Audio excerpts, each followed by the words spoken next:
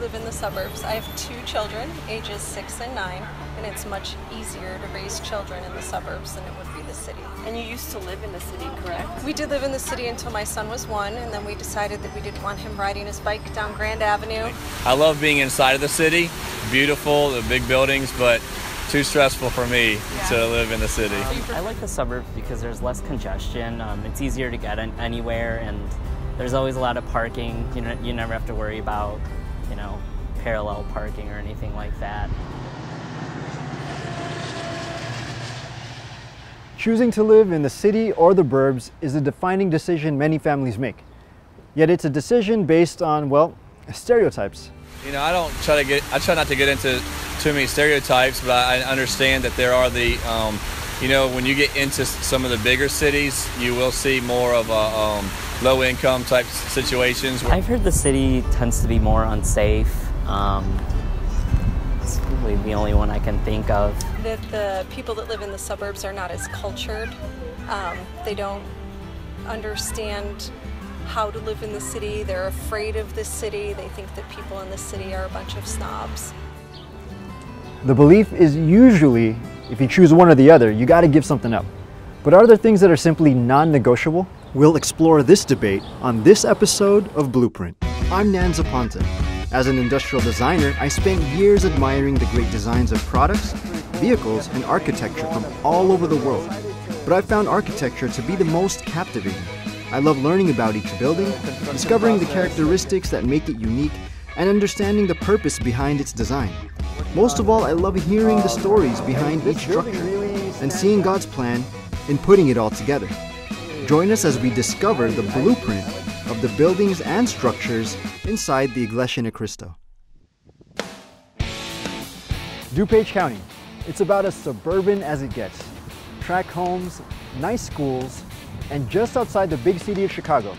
The villages and towns is what I'd picture suburbia to be. I met a group of young professionals who grew up in the northwest suburbs of Chicago. What brought you out to Bloomingdale? When we were younger, our parents just decided to move out here. Back then, with the schools over in Chicago, they wanted something, better for us. I was 5 when we moved to the suburbs, so yeah, they just wanted a better life for us out here in terms of education and everything. It's better. Usually they say it's better out in the suburbs. So. Every year, thousands of people move from Chicago to the suburbs. Many young families looking for a quieter and safer place to raise their children.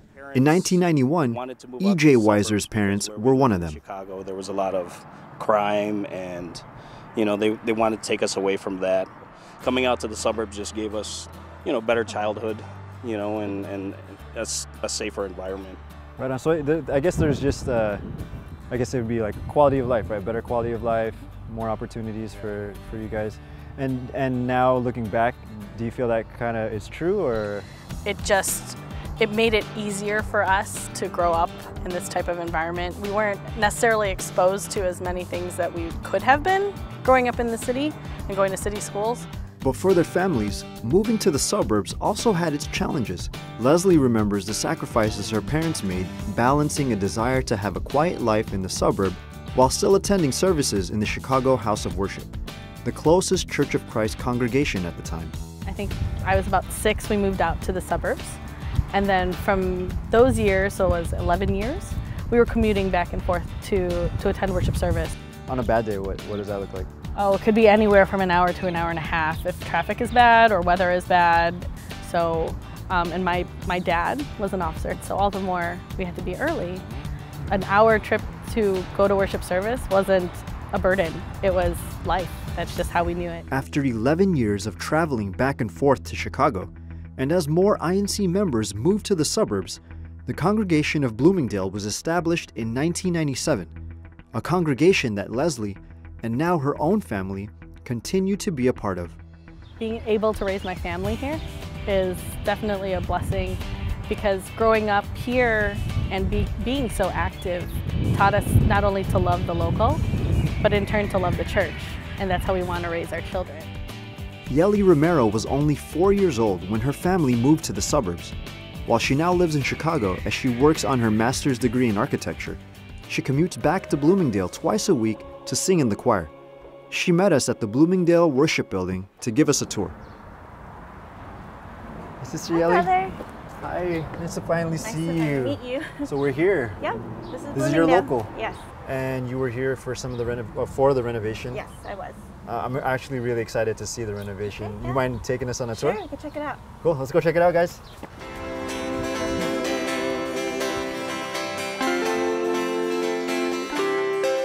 The first thing one notices when they walk into the house of worship is how wide it is, especially when compared to other Church of Christ houses of worship. The width of the sanctuary at Bloomingdale is equivalent to slightly more than 1.5 school buses. Basically, that means the interior width of the Park Ridge House of Worship would fit snugly inside the Bloomingdale building. Right when you walk inside, you can already see all the natural light coming in from both sides, and it really lights up the place, and it just shows how open this space is.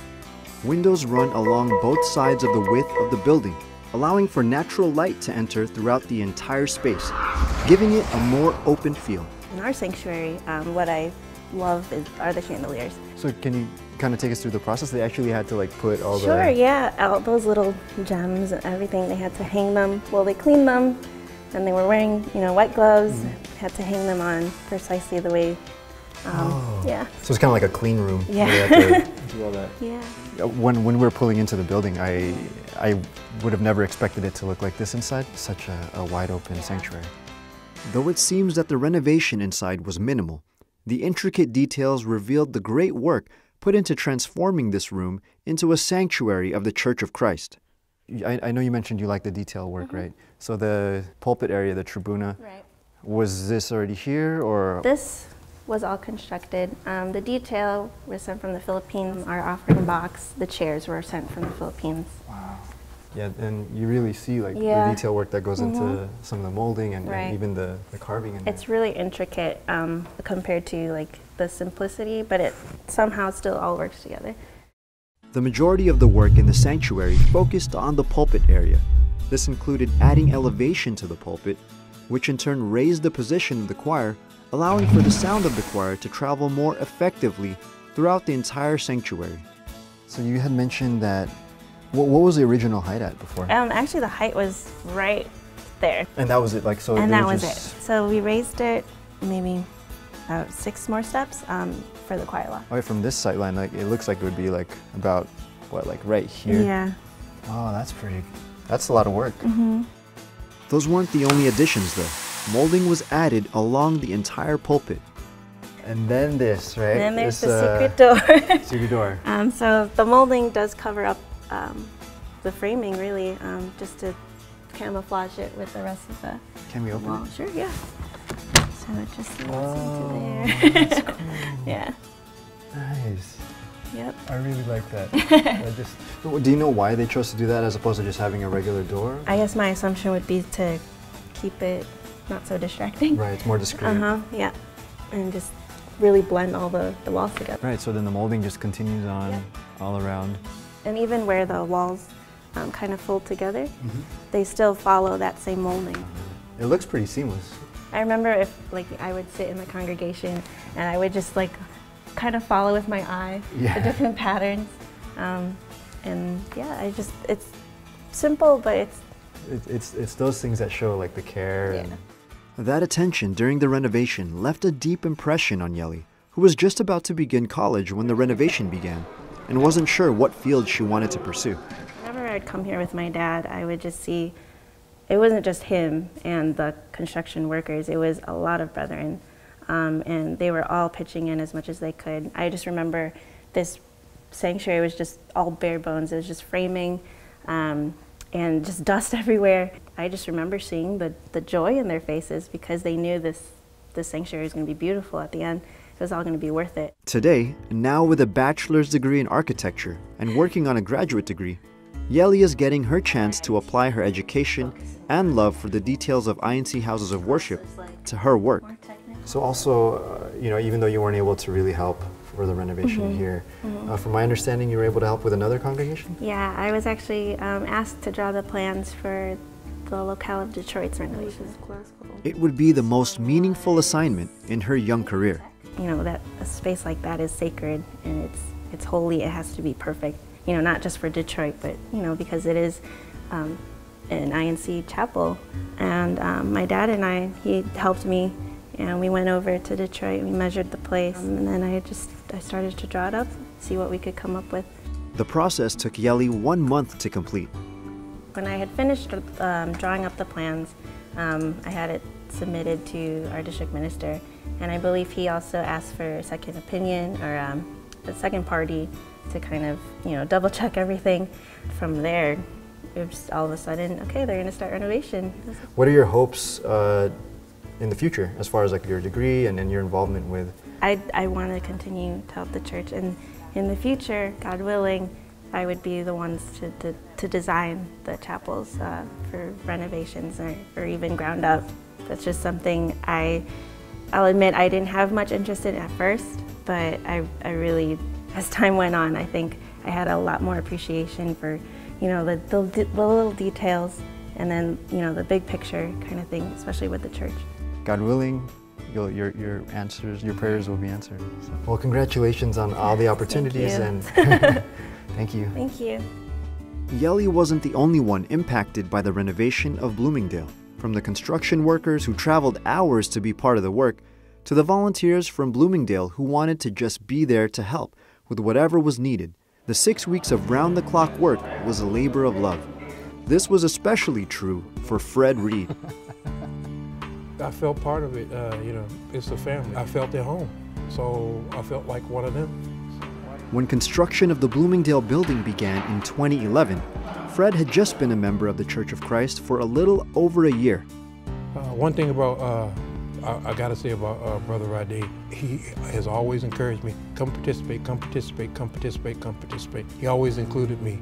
Even though I live 50 miles away from here, he still encouraged me to come out. And you know, I came as much as I possibly could. You know, moving stuff, helping with painting, you know, getting everything prepared and participating. Formerly from Chicago, he had also moved to the suburbs, living in Fox Lake, Illinois, about 50 minutes away from Bloomingdale, and working in Great Lakes, another suburb of Chicago where he met Rading Sagam. I was trying to avoid him while I was at work. He worked with me. Okay. So worked extra late, and he happened to be working extra late, and I came out the door, and he just popped up from nowhere.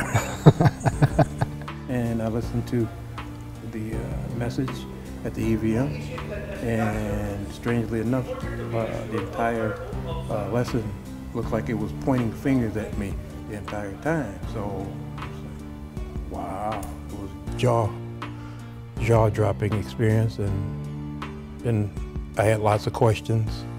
I researched a lot of the lessons that we got and found out, wow, that actually teaches what's in the Bible.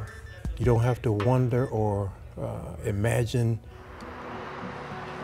In 2011, Fred joined hundreds of INC members to witness the dedication of the House of Worship of Bloomingdale. The very first House of Worship dedication in the Midwest, led by the executive minister, Brother Eduardo V. Manalo.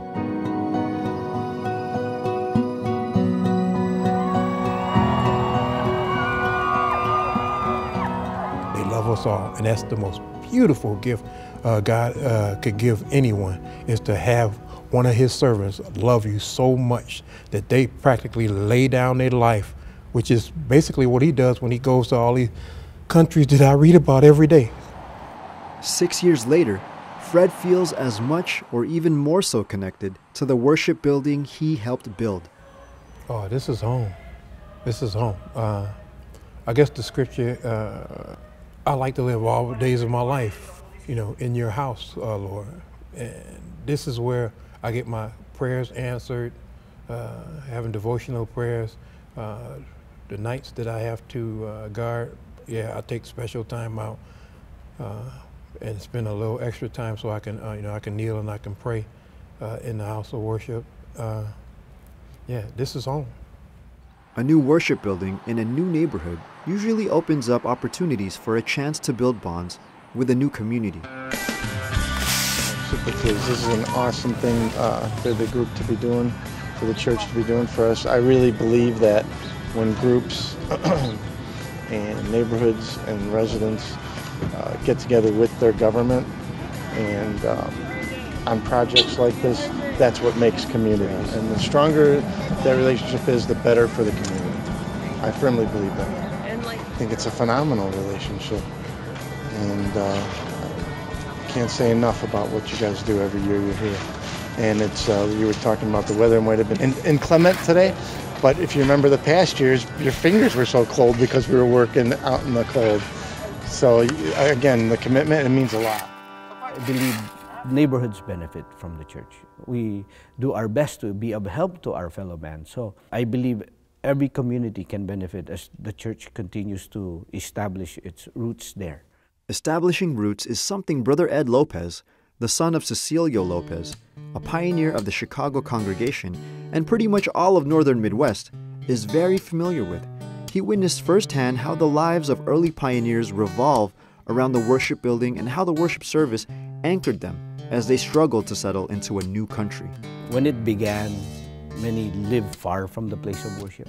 The brethren always made way, no matter how far, no matter how bad the weather may be.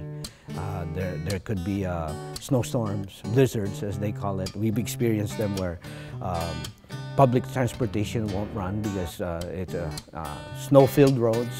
But brethren work together and still make ways to be able to attend the worship service. And learning that, seeing how pioneer brethren like my dad would pick up other brethren that needs rides, I think that's one of the things that motivated me to become an officer in the church and eventually become a minister. Now assigned in Bloomingdale as the resident minister, he still sees how the place of worship serves as an anchor for the lives of the members living here. Yeah, it's amazing. I'd imagine it's amazing to see such deep roots established in their faith. They were the children that I was a CWS teacher. Now they're like the head deacons in the congregations, or maybe they're already ministers also, some of them. So yes, just so nice to see that developing in our lives in the church. And again, there's more plans of more extensions being established within this Chicago area.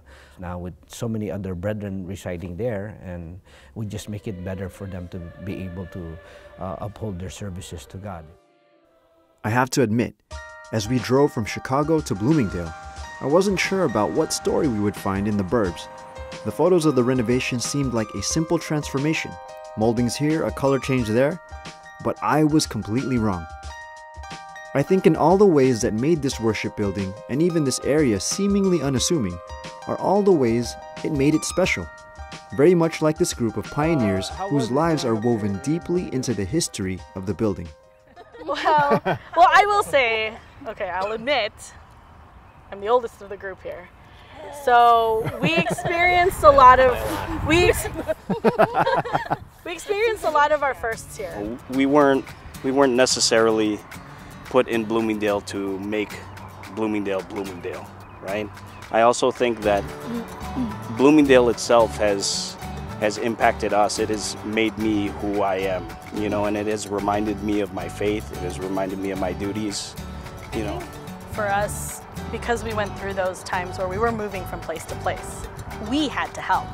You know, it wasn't just our parents, because we had to help set up the worship service. We had to put the chairs out. We had to put the hymnals out. We had to put the curtains up, you know. So we helped our parents take care of the locale, whether we really knew it or not. That was just something we had to do. And I think having that foundation in our teenage years allowed us to grow up loving the locale and therefore loving the church, and that not only is our bond strong with each other, but it's strong in our faith. We have a daughter. She'll be 2 in about a month. We hope that she's in the choir. You know, we have so many things, you know, looking forward to her as a CWS, you know, with our experiences, and we hope she does experience the same things too. And I think God plans it perfectly. So if some of us were to stay in Chicago, I think that whatever God's plan was for this locale, it would still be the way it is now, whether we were here or not. But I'm grateful that we were the ones to be able to see it, because it helped us, and it also, I think, strengthened our faith as well. So. Now, I don't know if the debate between suburb and city life will ever end, But I know that wherever you can find this seal, there's always a place to call home. Thanks for joining us on this episode of Blueprint, where in the end, everything is part of God's plan.